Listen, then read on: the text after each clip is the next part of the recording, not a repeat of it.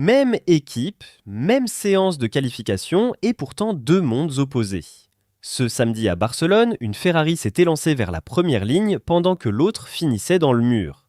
Et le plus frappant, ce sont les mots du pilote qui a craché. Charles Leclerc, après sa sortie de piste, a lâché une phrase rare. Honnêtement, j'ai honte. Voilà l'histoire des deux visages de la Scuderia. Commençons par la chute, parce qu'elle fait mal. En troisième partie des qualifications, Leclerc était lancé. Il faut savoir qu'en deuxième partie, il avait signé le deuxième temps, à 5 centièmes seulement de la pole. La voiture était lassée. Et puis, au virage 4, son point faible du week-end, il a relâché les freins un peu plus tôt pour gagner de la vitesse. L'arrière a décroché et il est parti tout droit dans la barrière. Drapeau rouge, aucun temps au compteur, il partira donc 10e dimanche. Mais le pire, c'est sa réaction. Devant les caméras, Leclerc s'est littéralement flagellé. Il a dit avoir honte de venir parler après un nouveau gâchis, honte de décevoir tous ceux qui soutiennent Ferrari, et il a même ajouté que ça devait être dur de continuer à lui faire confiance. Des mots d'une dureté envers soi-même qu'on entend très rarement dans ce paddock. Et il y a une raison à ce ras-le-bol, c'est son deuxième crash en 8 jours. La semaine dernière à Monaco, il avait déjà tapé en qualification, puis une seconde fois en course, sur une panne de frein qu'il a laissé passager de sa propre voiture. Cette histoire de frein a d'ailleurs viré au feuilleton avec une passe d'armes publique entre Leclerc et son fournisseur de frein, au point que la Scuderia a carrément changé de fournisseur de disques pour ce week-end en adoptant la même configuration que son coéquipier.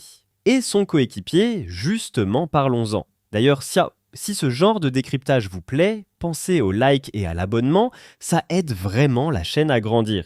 Parce que pendant que Leclerc sombrait, Lewis Hamilton vivait son meilleur samedi en rouge. Le Britannique a décroché la deuxième place à seulement 64 millièmes de la pole de Russell.